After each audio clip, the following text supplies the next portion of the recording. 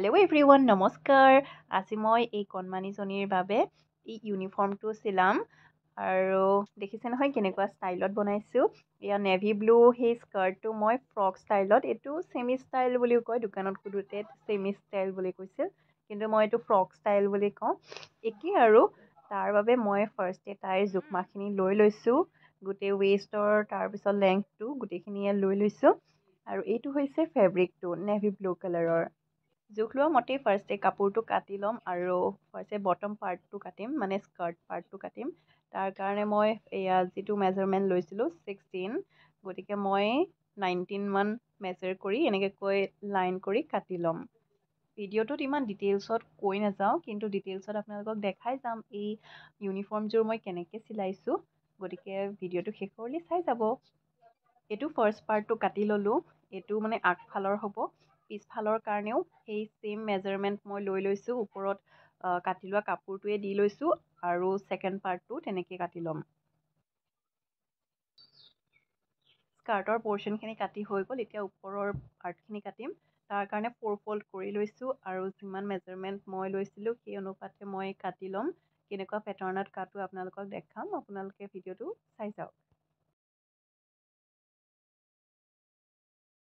তো এটা বুদ্ধি দিব পাৰোঁ ইয়াতে মই, আপোনালোকে যদি ওপৰৰ পৰ্চনখিনি কাটিবলৈ বিচাৰে আৰু মেজাৰমেণ্ট কৰা যদি ফিটা নাথাকে বা মেজাৰ কৰি কাটিবলৈ কাৰণে যদি অসুবিধা পায়, তেনেহ'লে কটনৰ তেনেকুৱা ছেমি টাইপৰ ফ্ৰক থাকে ন, ঘৰত পিন্ধাই হওক বা এনেকুৱা কটনৰ মানে ভাল জোখৰ কাপোৰ থাকিলে সেই ফ্ৰকটোৰ ওপৰত দি লৈ সেই ছেইম মেজাৰমেণ্টত কাটি যাব। যেনেকুৱা পেটাৰ্ণৰ ডিঙি লাগে, স্কুৱেৰ হওক বা ভি হওক, তেনেকুৱা দি ল'ব আৰু যিটো জোখৰ ফ্ৰক হয় সেইটোতকৈ অকণমান বেছিকৈ কাটিব, কাৰণ অলপমানটো ভিতৰত সোমাব চিলাওঁতে, সেইকাৰণে তাতকৈ অকণমান বেছিকৈ কাটিব আৰু তেনেকুৱাকৈও এটা পাৰফেক্ট মেজাৰমেণ্টত কাটিবলৈ পাৰি। এইটো মই মেজাৰ কৰি কাটিছোঁ, চবেইটো মেজাৰমেণ্ট কৰিবলৈ নোৱাৰে, গতিকে সেনেকুৱাকৈও কাটিব পাৰে আৰু মই তেনেকুৱাকৈও কাটোঁ, সেইকাৰণে সেইটো অপশ্যনো ৰাখি দিছোঁ।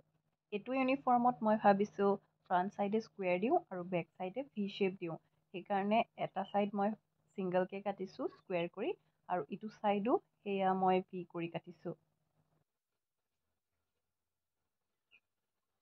তো এয়া আপাৰ পাৰ্ট কাটি হৈ গ'ল আৰু প্ৰথমে বটম পাৰ্টখিনিও এয়া কাটি থৈ দিছিলোঁ। এতিয়া ধুনীয়াকৈ কুচ কুচ দিম আৰু চিম্পলি আৰু দুইটা part upper part and bottom part join লগাই দিলে এটা ধুনীয়া ফ্ৰক ষ্টাইলৰ ইউনিফৰ্ম ৰেডি হৈ যাবগৈ। গতিকে এতিয়া মই ফাৰ্ষ্টে অলপ অলপ মেজাৰমেণ্ট কৰিছোঁ, ছেইম মেজাৰমেণ্ট কৰিছোঁ আৰু ইয়াতে কিমান দিছোঁ আপোনালোকে দেখিব পাৰিছে। সেইটো আপোনালোকে কিমান মানে ইঞ্চিটো আপোনালোকক লাগে সেই প্লিটছকেইটাৰ, সেইটো নিজা মতে দিব পাৰিব। ছেইম ছেইম দিলে তেতিয়া জোখৰ প্লিটছকেইটা উঠি মানে ফুটি উঠিব।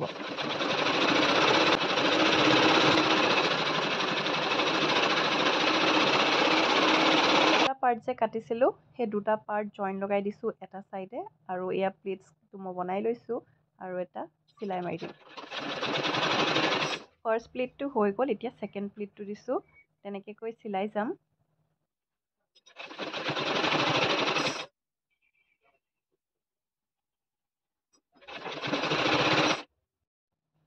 তো গোটেইখিনি প্লেটছ দিয়া হৈ গ'ল, এইটো ফাৰ্ষ্ট পাৰ্টৰ প্লেটছখিনি দিয়া হৈ গ'ল। তেনেকৈ মই ছেকেণ্ড পাৰ্টটো ঠিক যেনেকৈ ফাৰ্ষ্ট পাৰ্টটো কৰিলোঁ তেনেকেই ছেইম ইটো পাৰ্টটো কৰি ল'ম আৰু এই মেজাৰমেণ্টটো কৰি লৈছোঁ, যিমান মেজাৰমেণ্ট মানে জুখি লৈছিলোঁ সেইমতে হৈছেনে নাই।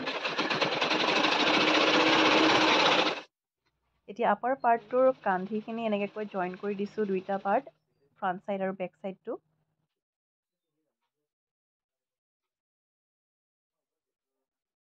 এতিয়া দুইটা পাৰ্টৰে ফ্ৰণ্ট পাৰ্ট আৰু বেক পাৰ্টৰ ছাইডৰ দুইটা ছাইডে অকণমান ট্ৰায়েংগল শ্বেপত চিলাই এটা দি দিম, যাতে ফিটনেছটো ভাল হয়।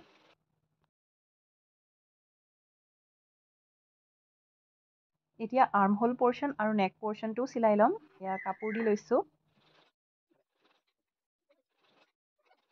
এইখিনি মানে মই কি কৰিছোঁ ইমান ডিটেইলছত বুজাবও নোৱাৰোঁ, আপোনালোকে মানে দেখিতো গম পাইছে এয়া মই কি কৰি আছোঁ। এয়া মই আৰ্মহোল পৰ্চনখিনি চিলাই আছোঁ।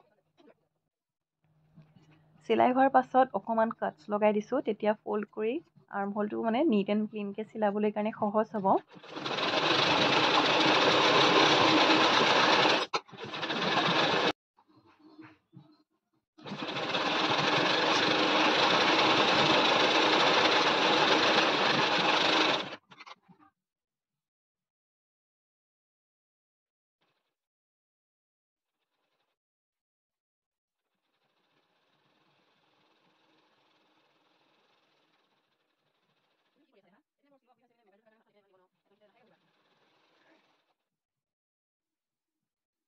এয়া চাওকচোন, আৰ্ম হোল এটা চাইডে চিলাই হৈ গ'ল। ঠিক ছেইম ইটো চাইডেও চিলাই ল'ম। আকৌ কাপোৰৰ ফিটা লৈছোঁ। এতিয়া নেক পৰ্চনটো চিলাম। যেনেকৈ আৰ্ম হোল পৰ্চনটো চিলাইছিলোঁ ঠিক ছেইম প্ৰচেছত নেক পৰ্চনটো চিলাই ল'ম।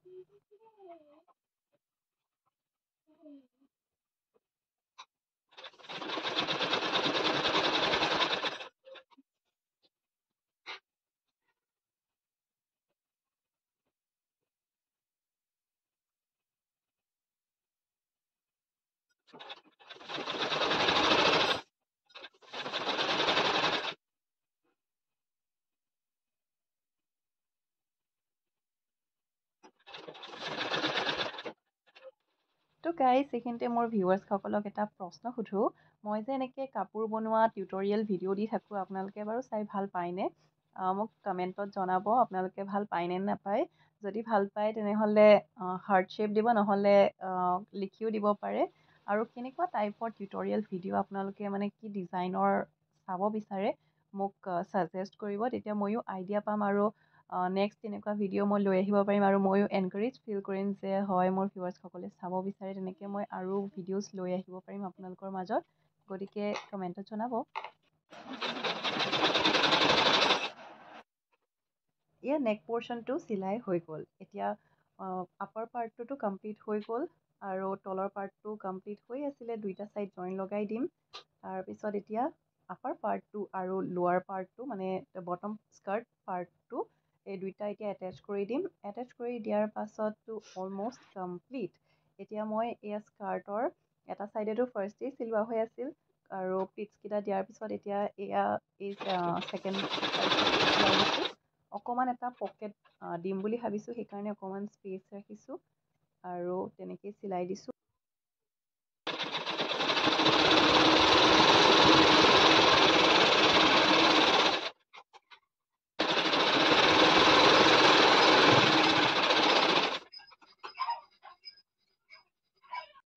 এয়া আপাৰ পাৰ্টটোৰ ছাইডখিনি চিলাই দিছোঁ দুইটা ছাইডে।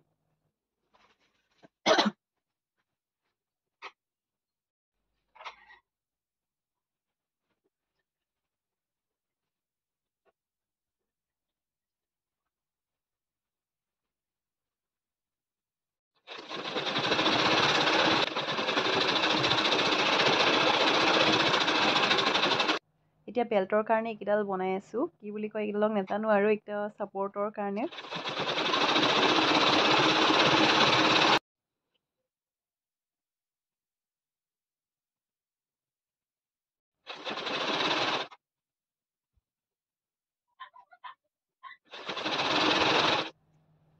এইডাল হৈ গ'ল। এতিয়া 4 পিচ কৰি কাটি ল'ম আৰু ইউনিফৰ্মযোৰত লগাই দিম।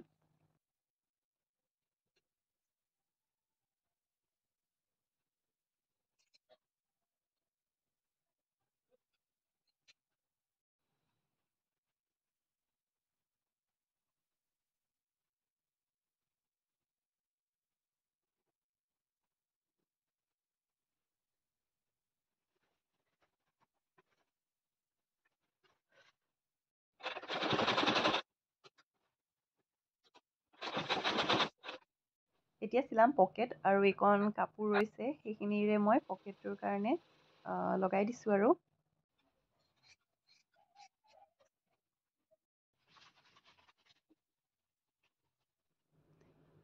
পকেট লগোৱা হৈ গ'ল। এতিয়া তলৰ পৰ্চনখিনিও ফ'ল্ড কৰি চিলাই ল'ম। তাৰ পাছত কি আৰু ইউনিফৰ্মযোৰ কমপ্লিট।